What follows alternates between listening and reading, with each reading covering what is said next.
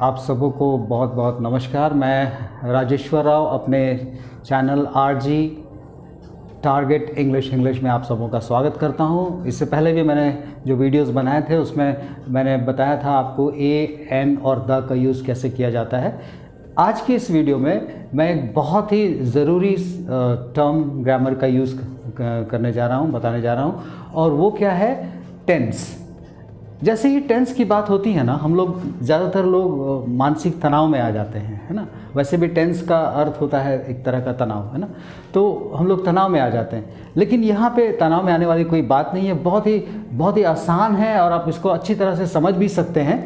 ख़ास करके मैं उन बच्चों के बारे में बोल रहा हूँ जो हिंदी मीडियम के हैं। मैंने आप लोगों के लिए ख़ास ये वीडियो हिंदी में ही बनाया है ताकि आप सभी प्रेजेंट सिंपल टेंस को अच्छी तरह से समझें। हालांकि सभी टेंसेस के बारे में मैं बात करूंगा, लेकिन इसमें मैं बात कर रहा हूं प्रेजेंट सिंपल टेंस की, ठीक है। तो उससे पहले मैं आपको बता दूं कि जो टेंस के टर्म होते हैं, मैंने उसको कितने भागों में बांटा जाता है, उसके क्या क्या पार्ट्स होते हैं, उसको मैं बता के फिर आगे मैं प्रेजेंट सिंपल के बारे में आपको बताऊंगा।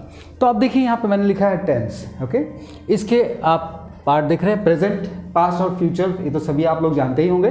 तो प्रेजेंट का ना आपको देखिए चार पार्ट होते हैं। जैसे प्रेजेंट सिंपल है, present continuous, present perfect continuous. मैंने इसका शॉर्ट फॉर्म यहाँ पे लिखा हुआ है। PS मतलब हो गया प्रेजेंट सिंपल, PC हो गया प्रेजेंट कंटिन्यूअस, PP हो गया प्रेजेंट परफेक्ट, और PPC हो गया प्रेजेंट परफेक्ट कंटिन्यूअस। और इसी तरह इसका भी है। जैसे पास्ट का हो गया past simple, past continuous, past perfect continuous, और फ्यूचर के लिए हो गया future simple, future continuous, future perfect continuous, ठीक है। इसको याद रखने के लिए मैंने ये शॉर्ट में लिखा हुआ 8P और 4F। 8P का मतलब क्या हो गया, इस 8 के अंदर में है 4 प्रेजेंट और 4 पास्ट के जो सब पार्ट है वो, है ना। और 4F हो गया ये फ्यूचर का, ठीक है। तो चलिए हम लोग आगे बढ़ते हैं। मैंने यहाँ पे प्रेजेंट सिंपल लिखा हुआ है। अब देखिए प्रेजेंट सिंपल के अंदर में 2 स्ट्रक्चर होते हैं। स्ट्रक्चर का मतलब क्या होता है कि वो स्ट्रक्चर, जैसे हम लोग घर बनाते हैं ना, तो उसका एक स्ट्रक्चर होता है, उसी स्ट्रक्चर पे जो है घर खड़ा होता है, राइट।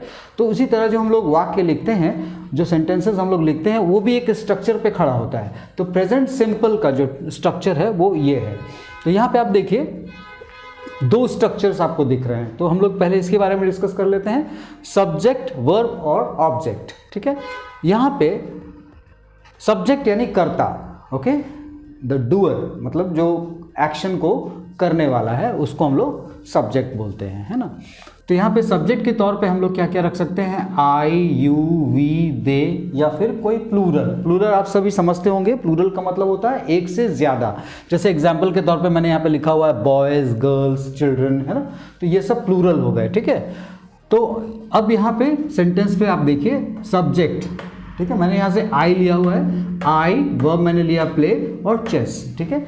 आई प्ले चेस, ठीक है। इसका मतलब क्या हो गया, मैं चेस खेलता हूँ, ठीक है। बहुत से बच्चों के दिमाग में आ रहा होगा कि खेल रहा हूँ, नहीं, खेल रहा हूँ नहीं होता है, आई प्ले चेस, मैं चेस खेलता हूँ। अब ये जब हम लोग करते हैं ना, तो हम लोगों को लगता है कि बस हो गया, प्रेजेंट सिंपल टेंस हम समझ गए कि हमको ऐसे ही लिखना होता है। नहीं, यही यहाँ पे हम लोग गलती करते हैं। ये उसका अधूरा ज्ञान हुआ, ठीक है। अगर इसको समझना है ढंग से, तो इसका पूरा जो है और भी जो दूसरे रूप है उनको भी अगर आप जान लेते हैं, तो आप यकीन मानिए आपका प्रेजेंट सिंपल हमेशा के लिए क्लियर हो जाएगा और कभी भी आप गलती नहीं करेंगे, ठीक है।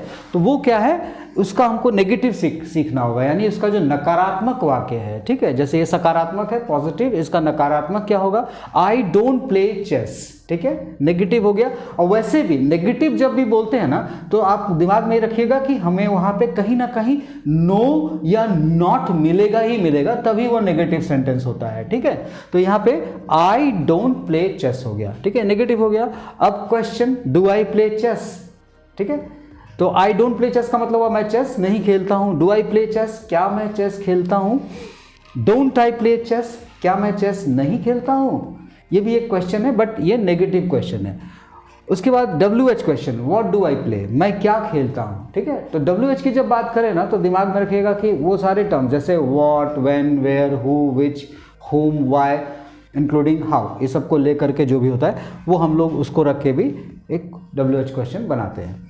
और उसके बाद है ये टर्म, देखिए I play chess, don't I, इसको हम लोग क्वेश्चन टैग बोलते हैं, ठीक है।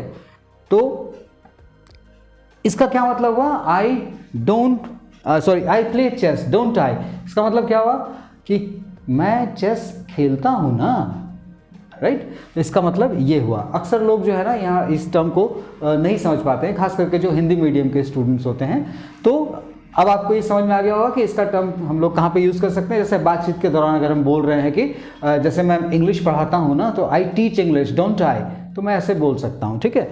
तो ये हो गया प्रेजेंट सिंपल का ये स्ट्रक्चर 1। और स्ट्रक्चर 2 में आप देखिए यहाँ पे क्या रख सकते हैं? नेम, ही, शी, इट या सिंगुलर रख सकते हैं। तो यहाँ पे मैंने ही लिया है, ही प्लेज चेस, इसका मतलब हो गया वह चेस खेलता है।